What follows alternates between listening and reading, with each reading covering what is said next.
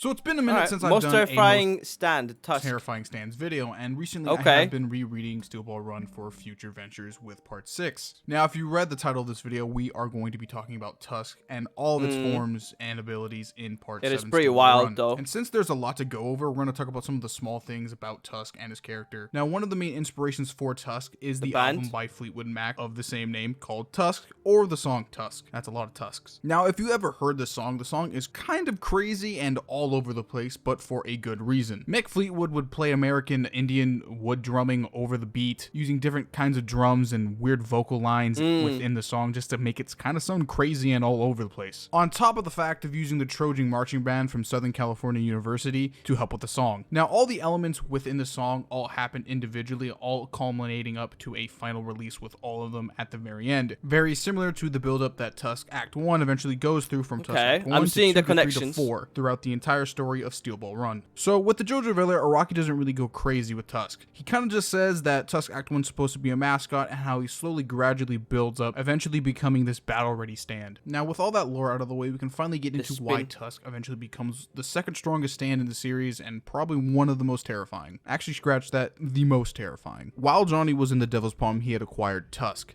While we didn't actually see the physical form of Tusk, we saw the nails spinning, implying that he actually did have it at the time, or at least a rough idea of Tusk. I love Act the 1. idea of this, But shortly though. after that, we saw Tusk Act 1 fully show itself with the fight against Wired, or Pork Hat Pie Kid. I don't know how to pronounce his name, and it's really fast and it's really long, but you get the idea. With the early showings of Tusk Act 1, you can really just depend on his power scaling. Either he's kind of almost at like a pistol level or greater than that, just depends on how Johnny wants to shoot his bullets. We've seen him easily cleaver through enemies or pepper them. It just really honestly depends with Tusk Act 1. But unironically and surprisingly, Tusk Act 1 is not very strong nor terrifying. To be honest, the way Johnny uses it, at least in these early fights, is just to kind of play defense or just, not trying to die. It's almost kind of inconsistent how Johnny can either cleaver through opponents or just pepper them with Tusk Act 1, and it's just kind of weird and never explained. And it's kind of weird how Johnny would rather use his environment and his horse rather than Tusk Act 1 to actually do something effective,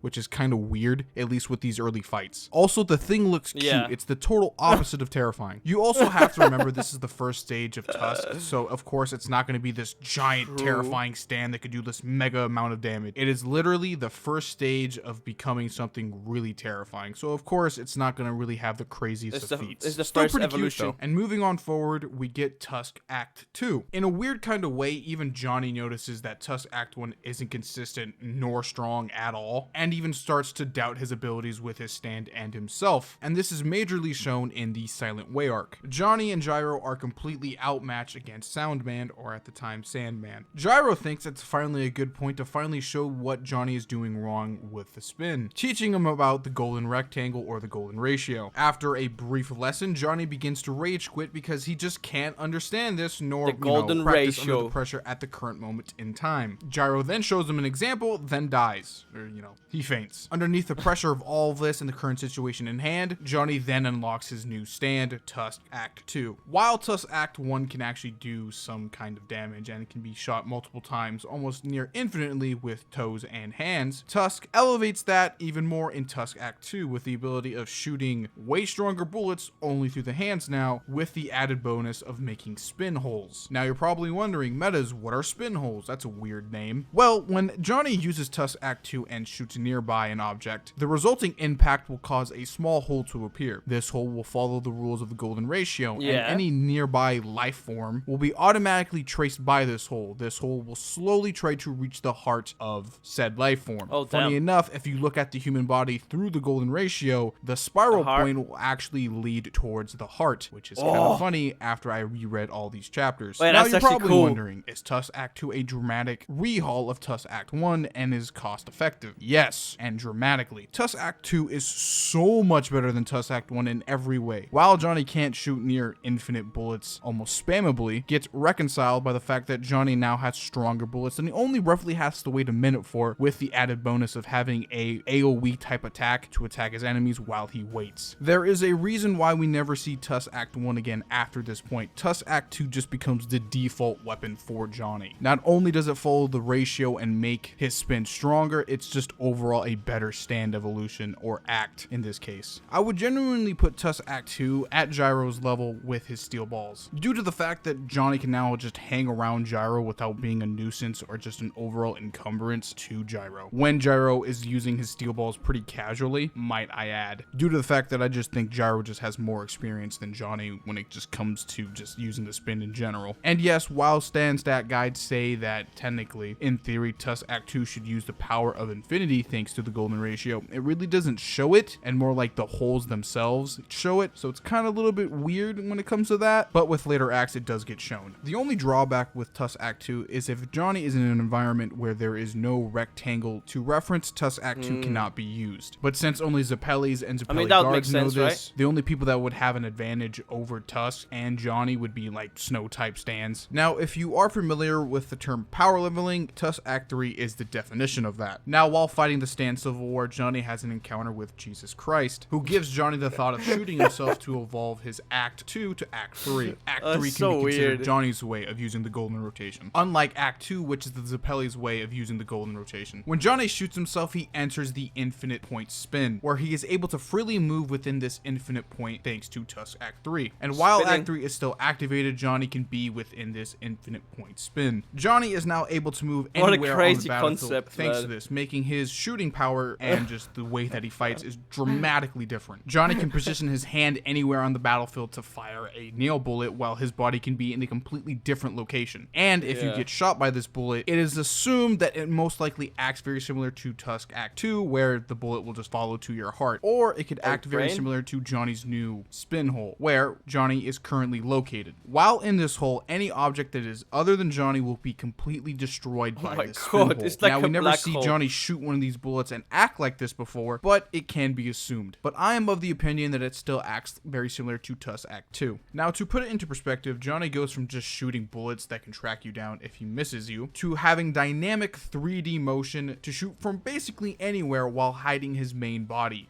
On top of the fact that while hiding in this hole, range you on cannot it, hit him regardless. You know? If you try to enter said hole, your body will be completely like how destroyed, far away can the and body the only be? drawback being Tusk Act 3 needs to be active. Going from basic shooting with an added bonus to all this is just fucking crazy. Not to also mention the fact that Gyro just straight up says that Johnny has surpassed the Zeppeli's teachings of the golden ratio and now has entered infinity. Now I'm going to clarify again. Johnny goes from shooting and being able to track you to infinity.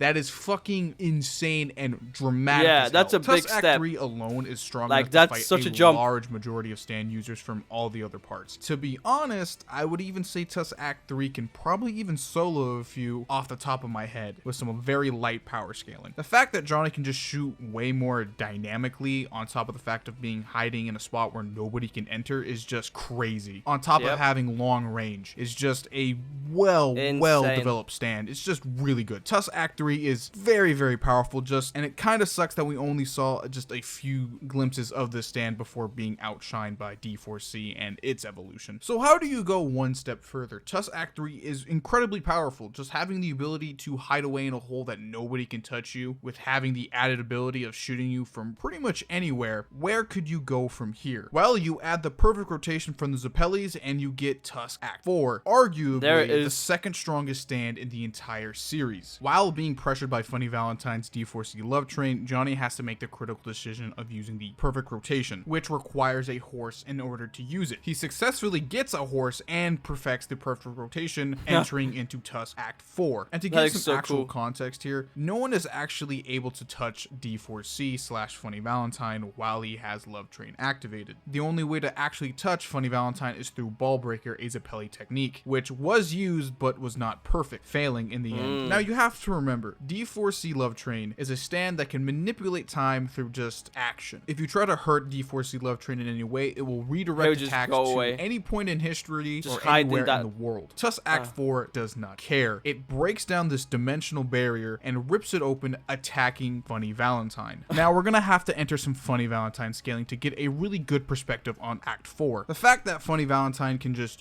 redirect shots to different points in history just kind of, scales him to be at least least bare minimum 3D plus to 4D, and guide statements saying that he is above dimensions just put a lot of perspective in the fact that Act 4 just does this casually and just rip opens this barrier of time and space to literally attack him. Implies Both of these a lot. abilities are now, freaking that is crazy, just the though. act of breaking down a barrier. Act 4 can do a lot more, and I mean a lot more. When attacking, Act 4 uses the infinite rotation, which, when attacked by it, all cells in the body begin to rotate infinitely, killing you in the process. And if you try to, let's say, run and hide, you will be pulled back to the place you were shot. And it just doesn't matter on this plane. If you try to, example here, leave this That's dimension, so it will kill. terrifying. Imagine like all your cells in your body just start twisting. That's so messed up. That is a pretty like terrifying way to die, I feel like. And there's no escape from it again. You in that said dimension infinitely. Funny Valentine tried to swap bodies a numerous amount of times, but every time he could not escape. The infinite rotation kept on chasing after him infinitely. Now you're probably wondering, there has to be some type of solution to stop the infinite rotation. Well, yes, there is. Another infinite rotation. But counterpoint here, there is only one Johnny in the entire multiverse with Act 4, meaning that nobody can stop it unless it's Johnny himself. Meaning that it is literally impossible to stop this thing no matter what. But it doesn't end there. Tusk Act 4 was able to beat D4C Love Train, a being that transcends dimensions, who had the ability to redirect attacks to different places on Earth/time, was beat by Tusk Act 4. But when it comes to Diego Brando and the world, shit gets even crazier. Now, for the sake of argument here, we're going to assume Dio from Part 3 and Diego Brando from Part 7 are more or less the same when comparing stands. Meaning that Tusk Act 4 can either move at light speed or massively faster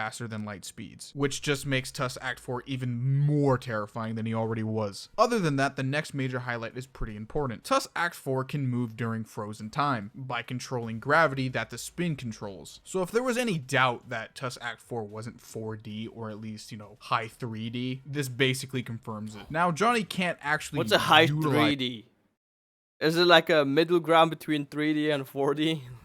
Tusk Act 4 during frozen time, but the fact that he was able to pull off some of JoJo's shit during this fight is crazy enough. Now, I know some people are going to say, but didn't Diego win that fight? And yes, he did, but he had prep time and the entire plan of Funny Valentine helping him out throughout that entire fight. If Diego didn't know he was going to get one-shotted by the infinite rotation, he would have died. Like, I'm going to be completely serious here. Diego is smart, but he's not that smart to figure out this thing was going to kill him in one shot. It just kind of proves the fact that nobody can really stop this thing if you don't know what you're fighting against. The fact that Johnny can just go up to a person while on a horse and fire this thing is just mind-bogglingly stupid. It can't be stopped unless I love Johnny that he stops. needs a horse though. It's like, yep, but you want to use the ability, you gotta have a horse, man.